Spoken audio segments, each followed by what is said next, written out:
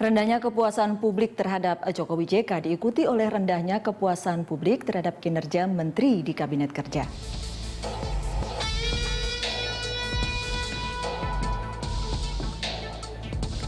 Ini tingkat kepuasan publik terhadap para menteri yang paling tinggi adalah Susi Pujiastuti. Berdasarkan survei di Indobarometer mendapatkan posisi 24,1, kemudian di Populi Center 31,3. Kemudian ada Khofifah Indar Parawansa di Populi Center mendapatkan 8,2%, Anies Baswedan di Indobarometer mendapatkan 3,9% dan di Populi Center 6%. Puan Maharani di Indobarometer mendapatkan 3,4% dan kemudian Populi Center 3,3%.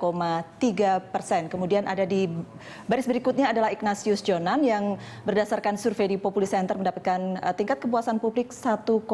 Sebenarnya kalau dibandingkan dengan tingkat kepuasan terhadap Presiden, ini rendah ya Mas Niko? Ya, rendah, betul. Tapi karena masyarakat juga tidak begitu tahu sebenarnya kinerja menteri itu udah apa saja yang sudah dilakukan dan segala macam. Kecuali memang ada seperti Bu Susi itu dengan kebijakan untuk penenggelaman kapal, membereskan misalnya illegal fishing dan segala macam itu terasa. Oh, ini ada semacam gebrakan begitu banyak begitu ya. Tapi kalau presiden itu memang menjadi center of attention sehingga masyarakat lebih mudah untuk memberikan penilaian apakah presiden memilih orang yang benar atau tidak. Apakah presiden membuat statement yang benar atau tidak, yang sesuai dengan harapan masyarakat atau tidak. Apakah presiden mengeluarkan keputusan yang sensitif terhadap keadaan masyarakat atau tidak. Itu saya kira masyarakat jauh lebih paham, ada lebih well informed. Tapi kalau menteri itu banyak sekali yang agak susah ya.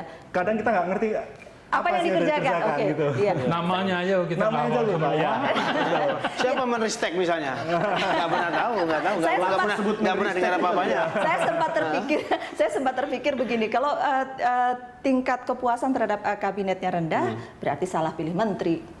Ya kan sejak awal memang kita lihat dan banyak pihak yang melihat kabinet ini tidak promising. Iya. Kira-kira begitu pada saat itu. Pertama nama-nama juga ini, akhirnya kan beberapa tentu bagus.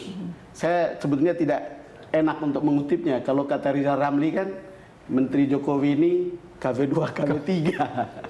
Tapi maksudnya saya ingin mengutip itu aja. Tetapi yang ingin saya katakan adalah bahwa mungkin sebagian memang harus dipikir ulang ya, untuk lihat itu. Karena ya antara liability ya. Karena semula kan dibilang lu tidak perlu, tidak akan bagi-bagi jatah. Tapi toh pada akhirnya harus realistis juga. Tidak ada pilihan. Bagilah ya. jatah tadi. Maka kita pun tidak tahu siapa Menristek itu. Tadi pertanyaan Mas Kris ya, saya juga tidak. Tadi sebetulnya cuma nyambung sama Mas Sambasi tadi bahwa sebetulnya Pak Jokowi ini dijadikan presiden, tetapi seakan-akan harus ikut kemauan partai pendukung.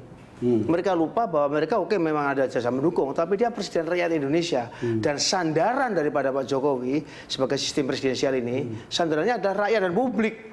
Tidak usah lagi bersandar kepada partai-partai itu sebetulnya. Nah, oleh karena dia memang tadi bahwa sandaran kepada publik juga belum begitu kokoh, apalagi dalam negosiasi kabinet, ya itu bagaimana kerasnya ngomongan daripada si ketua-ketua umum partai aja diterimanya aja. Apakah dia cocok dengan tugas apa enggak itu urusan belakang. Tapi kan ini balik lagi ke posisi yang tadi gitu. Dari awal ketika sebelum dilantik sekalipun kita sudah tahu konstelasinya akan seperti apa. Not necessarily, Mbak Nuno. Karena ini kata kuncinya hasil kompromi politik. Jadi ada orang-orang yang dikehendaki oleh presiden sebagai menteri batal. Ada orang-orang yang tidak dia kehendaki masuk. Harus diterima. Harus diterima. Di sini kuncinya kegagalan Pak Presiden itu di sini. Orang sebagian harusnya waktu itu dia hanya memberikan contoh nih ya. Contohnya, oke, partai A saya kasih ya jatah 4 deh. Tapi nama dari dia. Oke, Wapres saya kasih kamu 2 deh. Oke, nama dari dia partai mana B. Maksudnya kenapa? Nama dari dia siapa? Namanya dari Pak Presiden. Oh, dari Pak Presiden. Karena kan kita ingin menguatkan sistem presidensial. Iya, memang jadi betul. Mestinya begitu kalau menurut saya. Itulah kegagalan Jokowi. Kalau menurut saya kira ada satu faktor lagi yang sangat mendasar yang terkait dengan masalah ini, yaitu kegagalan dari partai pendukung tadi untuk mendefinisikan kepentingan mereka.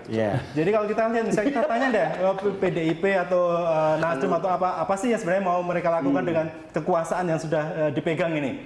Saya kira pasti nggak ada kata yang sepakat nih, beda-beda nih. Sehingga kemudian muncul yang di permukaan, misalnya PDIP merasa beberapa politisnya bilang, oh jatah kita kurang. Setelah dihitung sebenarnya itu yang kemudian, katanya yang asli PDIP hanya 4, tapi yang tidak asli yang didukung atau yang direkomendasikan oleh ketua umum itu ada 6. Jadi harusnya udah lebih. Iya, Terus itu setelah- yang ini yang saya keluar kira kemudian. setelah jatahnya kurang, kemudian ribut sendiri mereka. Ribut Ya kan? sendiri. Tidak kebagian. Lalu ada apa kan Jokowi ini? Wah, pakai hak angket aja. Kan begitu. Bukan Iya. gitu Mas, ceritanya kan begini katanya ya. Iya. Kepada Ibu Mega, Bu ini ada 7 tempat nih. Ibu hanya kasih, udahlah cukup 4. Jadi 3-nya tidak usah. Itu disebut sebagai sebuah kerelaan yang luar biasa dari Ibu Mega. Ya. Itu menurut beberapa informasi dari orang yang paling dekat pada proses itu. Tapi soal kembali ke penyusunan menteri tadi, memang ada beberapa hal yang unik Mas. Ada bahkan teman yang sekarang jadi menteri merasa, saya dulu berpikir Saya akan mungkin jadi ditempatkan menteri di menteri apa namanya pembangunan desa gitu. Ternyata di sebuah kementerian yang begitu besar, partai memberi seseorang lalu kemudian tempatnya ditentukan oleh presiden. Ya. Dan itu kaget loh. Kok di tempat ini? Saya dulu berpikir ya menteri pemberantasan kemiskinan lah gitu. Karena Kira-kira sudah gitu. susah cari tempat, makanya ditaruh aja gitu. Oh, Kalau oke. Mbak Nunung, kalau Jokowi waktu itu berhasil melakukan dikte ya terhadap kabinet, dia akan kuat sekarang.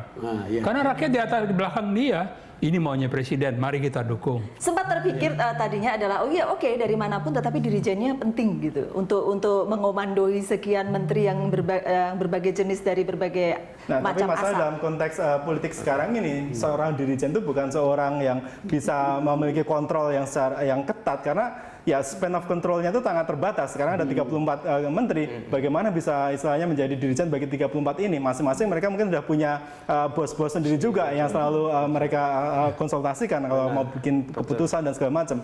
Dan kita harus ingat bahwa center of power itu sekarang nggak terpusat di presiden, Ya. tapi ada juga yang merapat ke wakil presiden karena merasa kalau presiden jatuh, wakil presiden yang akan mengambil alih. Ada juga yang di Teguh Umar, ada juga yang di DPR, ada juga yang di tempat partai lain. Tadi Niko mengatakan tidak ada sebenarnya platform yang otentik secara bersama-sama diputuskan ini kita serahkan kepada Jokowi untuk dilaksanakan. Betul. Kita dukung yang benar, kita kritisi yang tidak benar. Kan mestinya begitu. Tidak ada semua. Yang ada terus terang aja nampak self interest semua. Wah, sudah punya menteri Jaksa Agung atau Menko Polkam segala macam apa itu kan itu kapling-kapling mereka. Yang kemudian agenda kasarnya agenda ketua umum. Inilah menurut saya yang harus sekarang ini mereka menurut saya harus sadar bahwa kalau kemudian juga Jokowi itu gagal 5 tahun lagi, itu yang nanti akan menuai badannya itu PDIP, itu Nasdem, itu Hanura, itu PKB. Lebih baik mereka bersatu saja, ya kan? Untuk apa? Untuk apa? Kita sukses.